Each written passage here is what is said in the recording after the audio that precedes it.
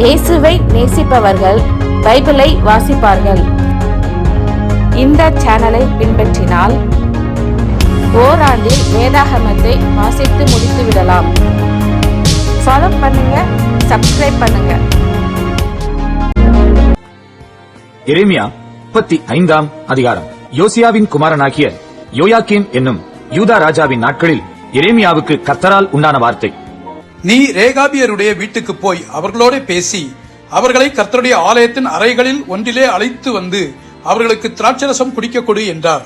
அப்பொழுது நான் அபசினியாவின் குமாரனாகிய எரேமியாவுக்கு மகனான யசினியாவையும் அவனுடைய சகோதரரையும் அவனுடைய குமாரர் எல்லாரையும் ரேகாபியருடைய குடும்பத்தார் அனைவரையும் அழைத்து கர்த்தருடைய ஆலயத்திலே பிரபுக்களுடைய அறையின் அருகேயும் வாசலை காக்கிற சல்லூமின் குமாரனாகிய மாசேயாவினுடைய அறையின் மேலுமுள்ள இத்தாலியாவின் குமாரனும் தேவனுடைய மனுஷனுமாகிய ஆனான் என்னும் புத்திரருடைய அறையிலே அவர்களை கூட்டிக் கொண்டு வந்து திராட்சரசத்தினால் நிரப்பப்பட்ட குடங்களையும் கிண்ணங்களையும் ரேகாபியருடைய குடும்பத்தை சேர்ந்த புத்திரரின் முன்னே வைத்து அவர்களை நோக்கி திராட்சரசம் குடியுங்கள் என்றேன். அதற்கு அவர்கள், நாங்கள் திராட்சரசம் குடிக்கிறதில்லை, ஏனென்றால் ரேகாபின் குமாரனாகிய எங்களுடைய தகப்பன் யோனதாப் நீங்கள் பரதேசிகளாய் தங்குகிற தேசத்தில் நீடித்திருக்கும்படிக்கு நீங்களும் உங்கள் பிள்ளைகளும் எந்தெந்தைக்கும் திராட்சரசம் குடியாமலும் வீட்டை கட்டாமலும் விதையை விதையாமலும் திராட்சத் தோட்டத்தை நாட்டாமலும் அதை கையாளாமலும் உங்களுடைய எல்லா நாட்களிலும் கூடாரங்களிலே குடியிருப்பீர்களாக என்று எங்களுக்கு கட்டளையிட்டார். அப்படியே எங்களுடைய எல்லா நாட்களிலும் நாங்களும் எங்கள் ஸ்திரீகளும் எங்கள் குமாரரும் எங்கள் குமாரத்திகளும் திராட்சரசம் குடியாமலும் நாங்கள் குடியிருக்க வீடுகளை கட்டாமலும் ரேகாபின் குமாரனாகிய எங்களுடைய தகப்பன் யோனதாப்பின் சத்தத்துக்கு கீழ்ப்படிந்திருக்கிறோம். எங்களுக்கு திராட்சத் தோட்டமும் வயலும் விதைப்பாடும் இல்லை. நாங்கள் கூடாரங்களில் குடியிருந்து எங்கள் தகப்பனாகிய யோனதாப் எங்களுக்கு கட்டளையிட்டபடியெல்லாம் கீழ்ப்படிந்து செய்து வந்தோம். ஆனாலும் பாபிலோன் ராஜாவாகிய நேபுகாத் நேச்சார் இந்த தேசத்தில் வந்தபோது நாம் கல்தையருடைய ராணுவத்துக்கும் சீரியருடைய ராணுவத்துக்கும் தப்பும்படி எருசலேமுக்கு போவோம் வாருங்கள் என்று சொன்னோம். அப்படியே எருசலேமில் தங்கியிருக்கிறோம் என்றார்கள். அப்பொழுது கர்த்தருடைய வார்த்தை எரேமியாவுக்கு உண்டாகி அவர், இஸ்ரவேலின் தேவனாகிய சேனைகளின் கர்த்தர் உரைக்கிறது என்னவென்றால், நீ போய் யூதாவின் மனுஷரையும் எருசலேமின் குடிகளையும் நோக்கி, நீங்கள் என் வார்த்தைகளை கேட்டு புத்தியை ஏற்றுக்கொள்கிறதில்லையோ என்று கர்த்தர் சொல்லுகிறார். திராட்சரசம் குடியாதபடிக்கு ரேகாபின் குமாரனாகிய யோனதாப் தன் புத்திரருக்கு கட்டளையிட்ட வார்த்தைகள் கைக்கொள்ளப்பட்டு வருகிறது.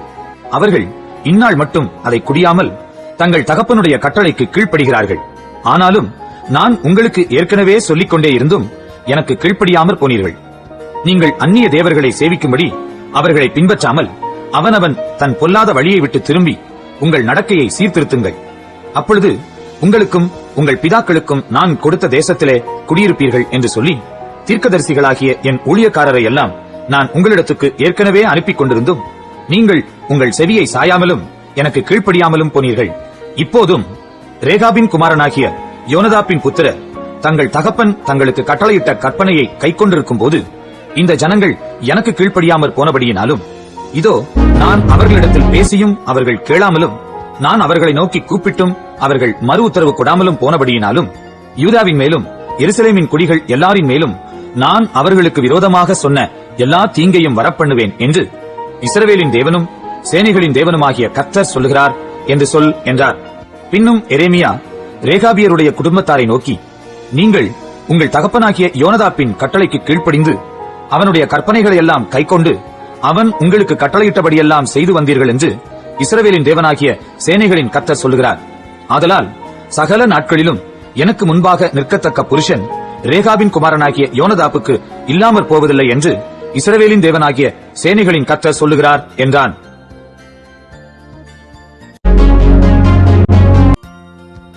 எரேமியா 36 அதிகாரம்.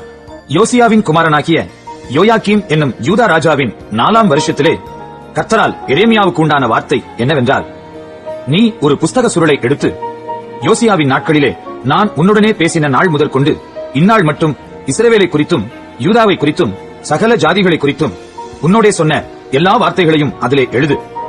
யூதாவின் குடும்பத்தார் அவரவர் தங்கள் பொல்லாத வழியை விட்டு திரும்பும்படியாகவும் தங்கள் அக்கிரமத்தையும் தங்கள் பாவத்தையும் நான் மன்னிக்கும்படியாகவும் தங்களுக்கு நான் செய்ய நினைத்திருக்கிற தீங்குகளை குறித்து ஒருவேளை அவர்கள் கேட்பார்கள் என்றார். அப்பொழுது எரேமியா நேரியாவின் குமாரனாகிய பாரூக்கை அழைத்தான். பாரூக்கு என்பவன் கர்த்தர் எரேமியாவுடனே சொல்லி வந்த எல்லா வார்த்தைகளையும் அவன் வாய் சொல்ல ஒரு புஸ்தக சுருளில் எழுதினான்.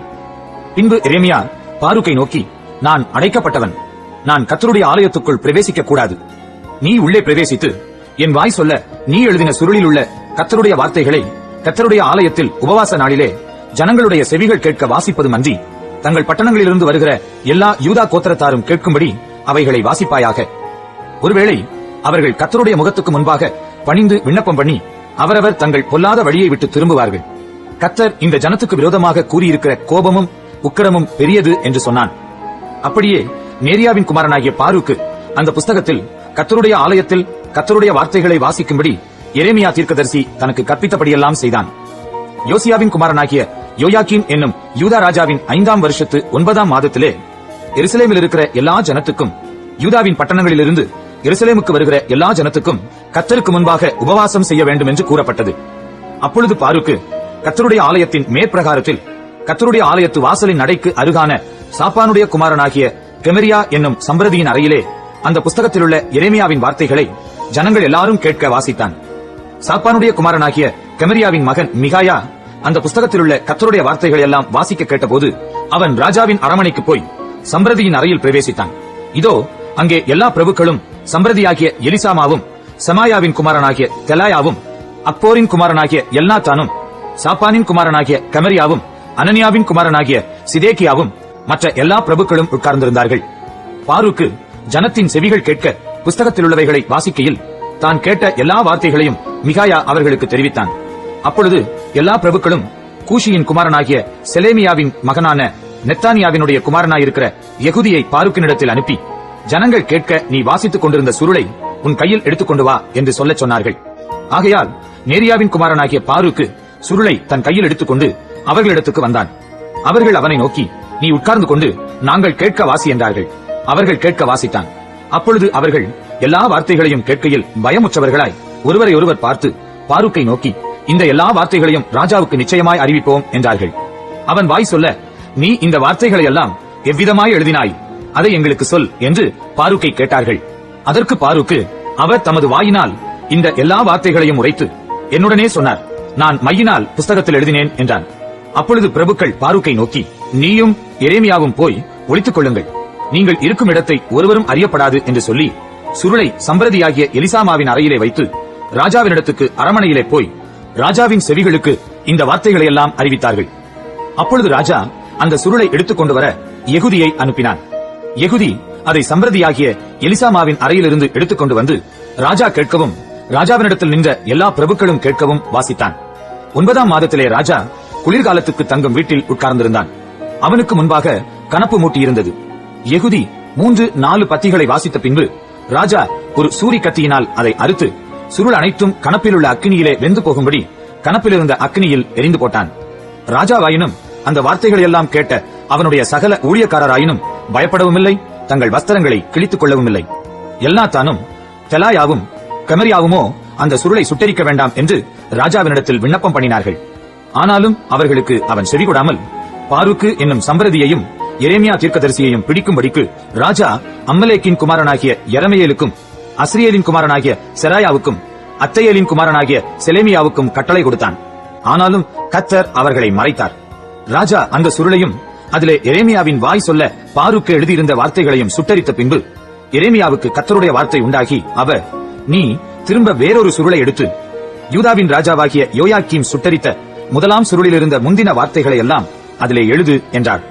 மேலும் நீ யூதாவின் ராஜாவாகிய யோயாக்கீமை நோக்கி, பாபிலோன் ராஜா நிச்சயமாய் வருவான் என்பதையும் அவன் இந்த தேசத்தை அழித்து இதிலிருந்து மனுஷரையும் மிருகங்களையும் ஒழிய பண்ணுவான் என்பதையும் நீ அதில் எழுதினதேதென்று சொல்லி அந்த சுருளை நீ சுட்டரித்தாயே என்று கர்த்தர் சொல்லுகிறார். ஆகையால் யூதாவின் ராஜாவாகிய யோயாக்கீமை குறித்து தாவீதின் சிங்காசனத்தின் மேல் உட்காரும்படி அவன் வம்சத்தில் ஒருவனும் இரான். அவனுடைய பிரேதமோ வென்றால் பகலின் உஷ்ணத்துக்கும் இரவின் குளிருக்கும் எரிந்து விடப்பட்டு கிடக்கும். நான் அவனிடத்திலும் அவன் சந்ததியினிடத்திலும் அவன் பிரபுக்களினிடத்திலும் அவர்கள் அக்கிரமத்தை விசாரித்து அவன் மேலும் எருசலேமின் குடிகள் மேலும் யூதா மனுஷர் மேலும் நான் அவர்களுக்கு சொன்னதும் அவர்கள் கேளாமற் போனதுமான தீங்கு அனைத்தையும் வரப்பண்ணுவேன் என்று கர்த்தர் சொல்லுகிறார் என்று சொல் என்றார். அப்பொழுது எரேமியா வேறொரு சுருளை எடுத்து அதை நேரியாவின் குமாரனாகிய பாருக்கு என்னும் சம்பிரதியினிடத்தில் கொடுத்தான். அவன் யூதாவின் ராஜாவாகிய யோயாக்கீம் அக்னியால் சுட்டரித்த புஸ்தகத்தின் வார்த்தைகளை எல்லாம் அதிலே எரேமியாவின் வாய் சொல்ல எழுதினான். இன்னும் அவைகளுக்கொத்த அநேகம் வார்த்தைகளும் அவைகளோடே சேர்க்கப்பட்டது.